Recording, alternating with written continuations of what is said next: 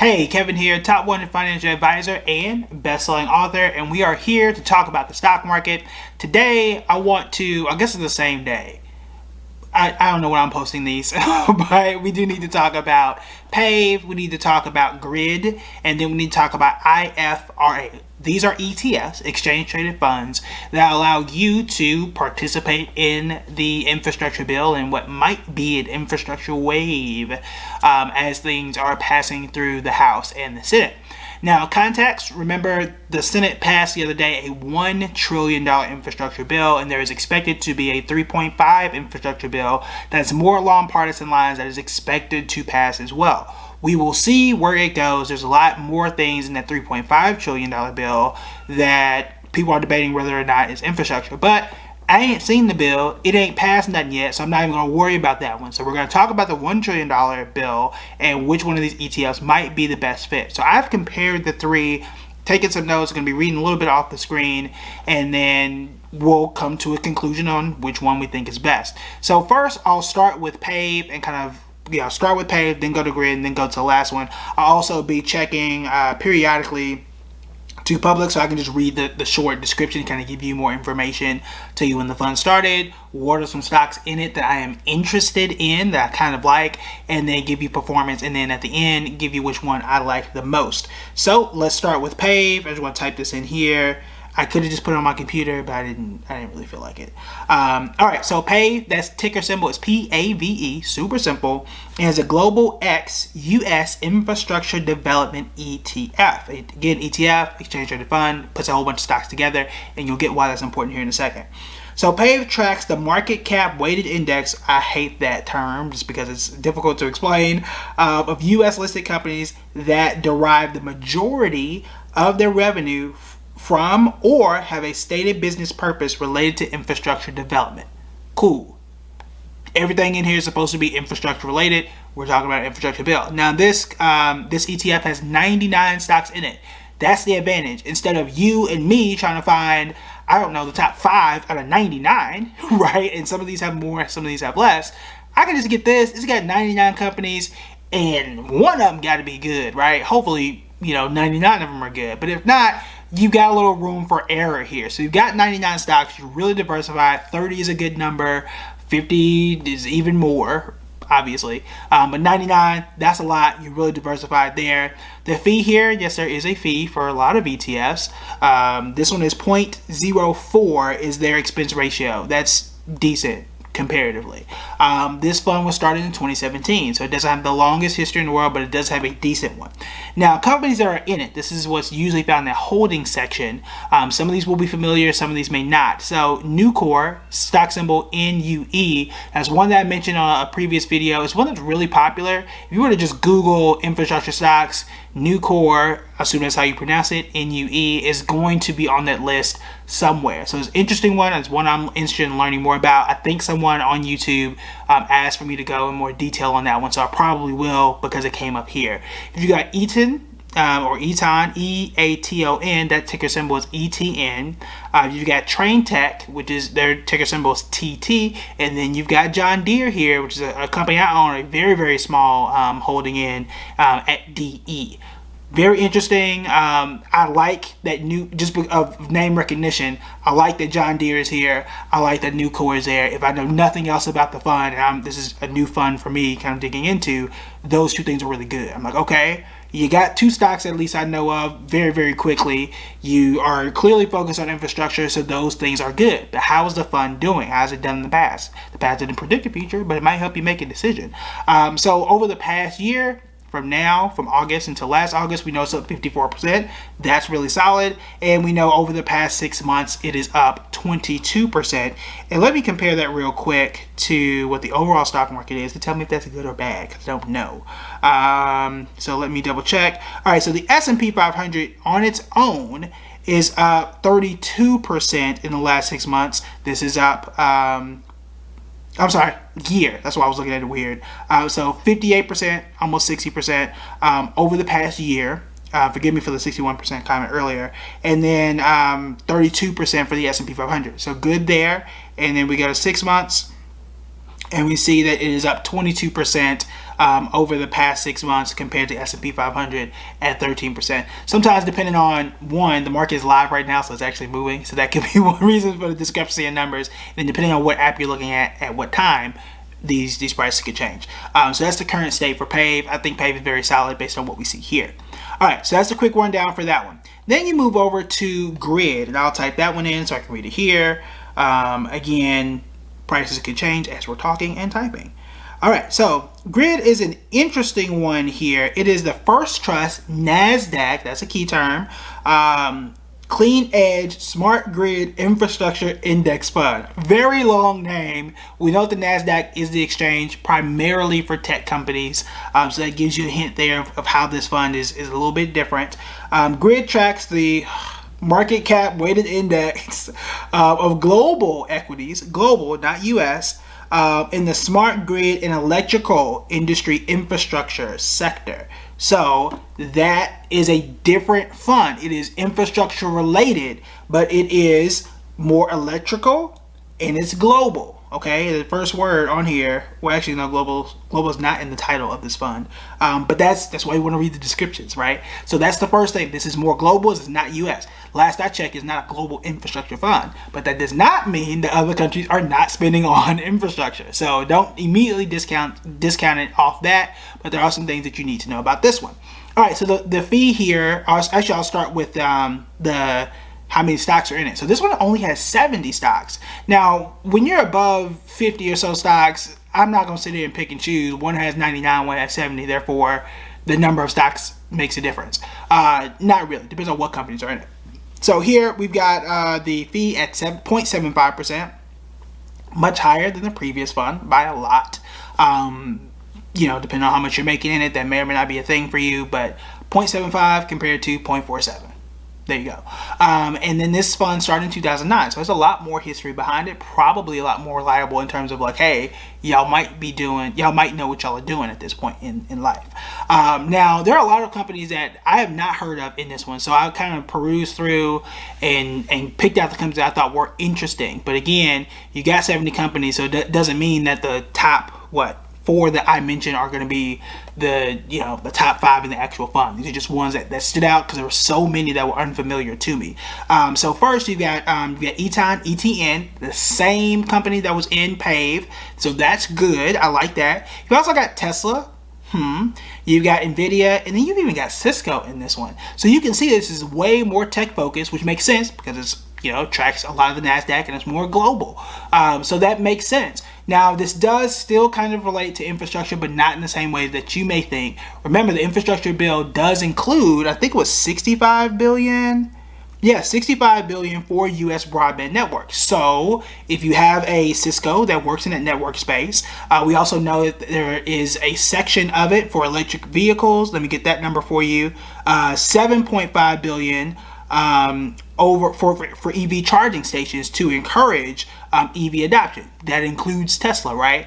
You've got Nvidia. Nvidia's chips are used for computer gaming and a bunch of other things, which if you got more broadband, you might need more chips to do that. You also need chips to make Teslas and all these other cars. You use chips on a whole bunch of stuff, but all that stuff does, tangentially count inside of the infrastructure bill. The only disadvantage here is that I'm not entirely sure if the infrastructure bill is really going to move the needle here. That doesn't make it a bad ETF. It's just saying, based on what we have, right? So you got a $1 trillion plan, right? But only $7.5 billion are going to EVs.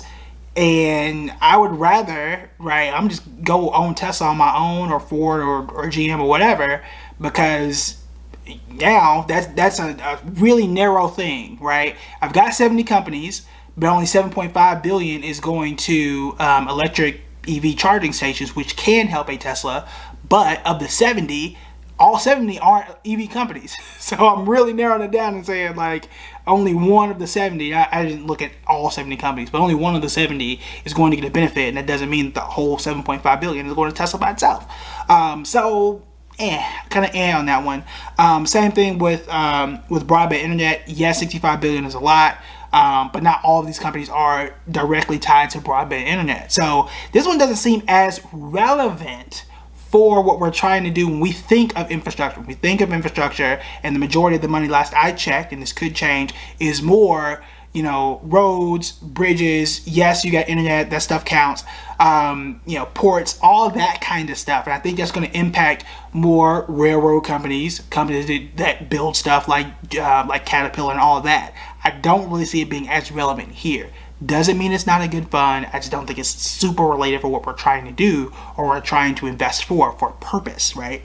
So if I look at it, last year, I'm gonna start with a year and then go 6 months. Over last year, it's up 61%. It looks like I got my numbers flipped here. So you had PAVE that was up 50 some odd percent. 6 months, it was up 22%. That was accurate. But it is GRID. GRID is up 61% over the past year and about 16% or so for the last 6 months. These numbers are real close. But because of the fee and because of the stated purpose of the fund, yes, it has tech. Tech is usually going to grow a bit more.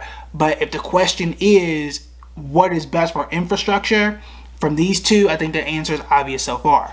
But we do have a third one. So let me pull that one up, and then we will get to it. And that one is ticker symbol IFRA. That is the iShares US Infrastructure ETF. Sounds real appropriate, right? So IFRA tracks the index, and it didn't use the whole market weighted thing.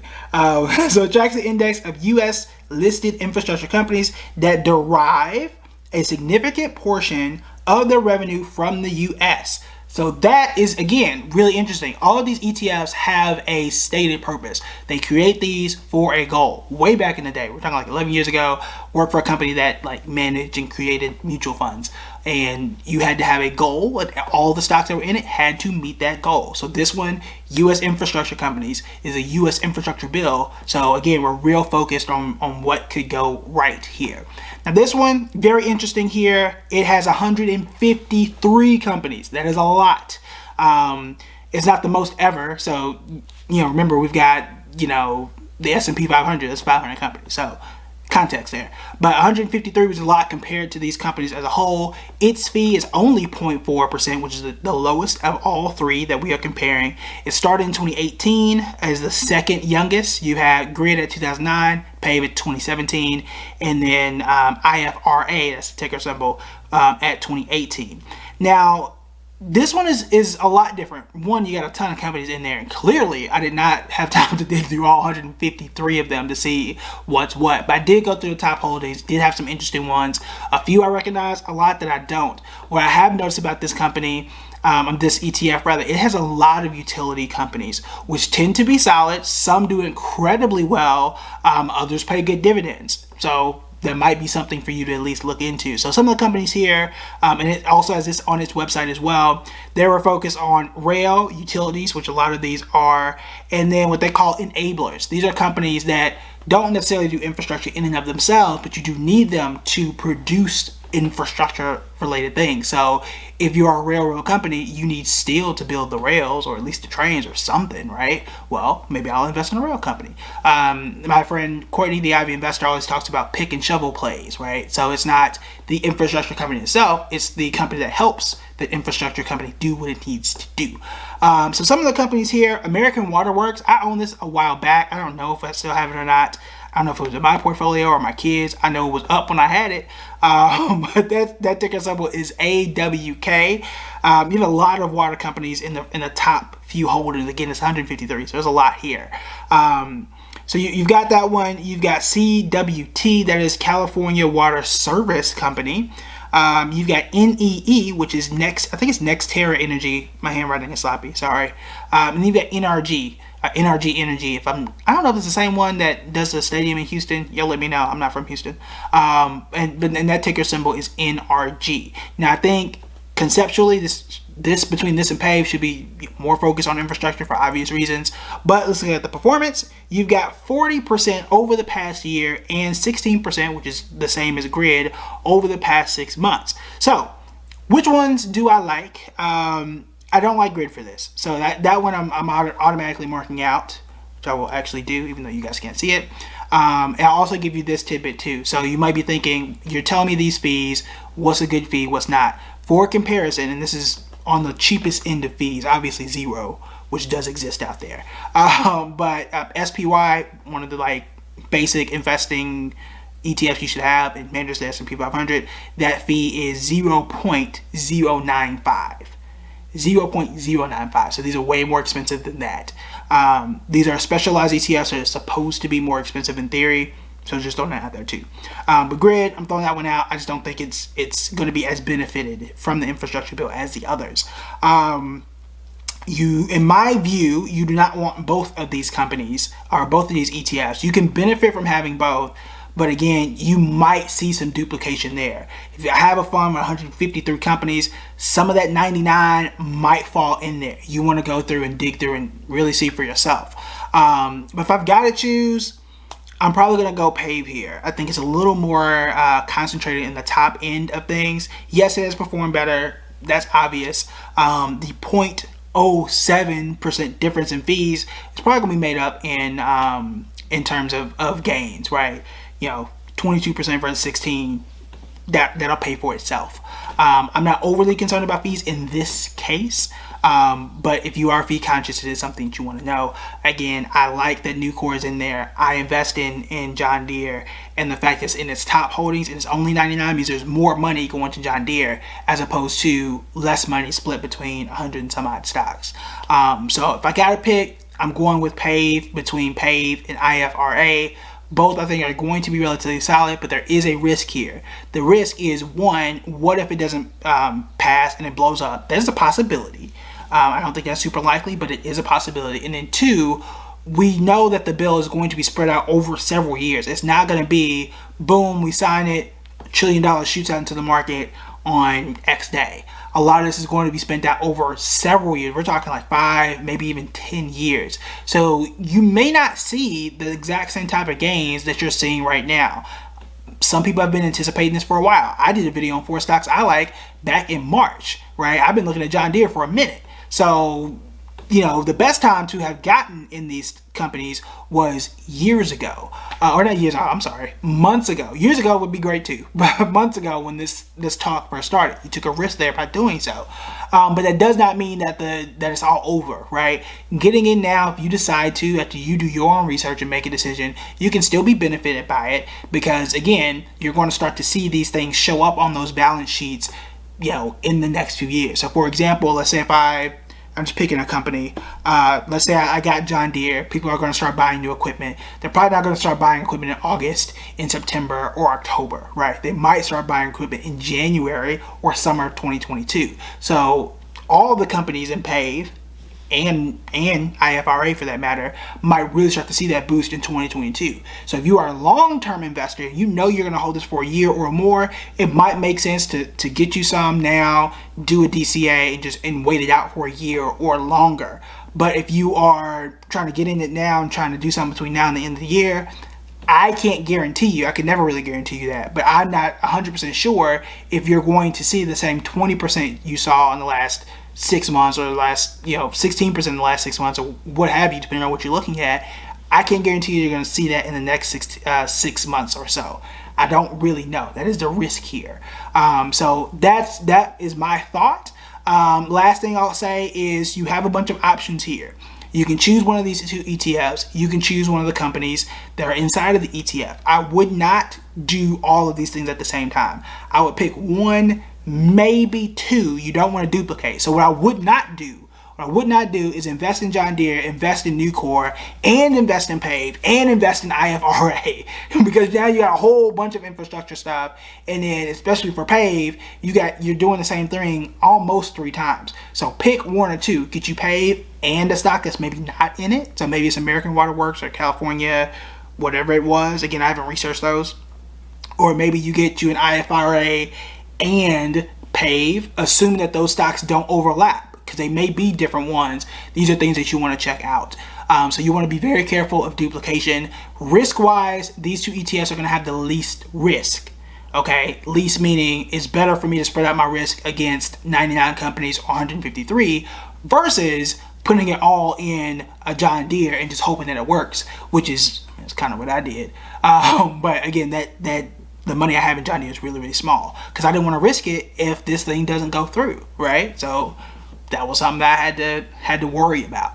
But that's how I approached it. So you make your own approach. Let me know what you think. Do you want to take the ETF route and be more safe, which makes more sense, and you don't have to guess and hope that one company is good? Or are you going to go the single stock route and hope that you find the best 3, 4, or 5 that work best? Let me know what you think in the comments below. Let me know which one of these companies from here that we want to talk about. We can break it up into a third part of the video, and which ones we want to compare. I know someone said Nucor. I want to look into it because I want to learn more about that company as well. I do want to look into some of these utility companies because now I'm interested, right? And then we'll pick out a few more. So let me know what you think in the comments. And that's it. Talk to you guys later.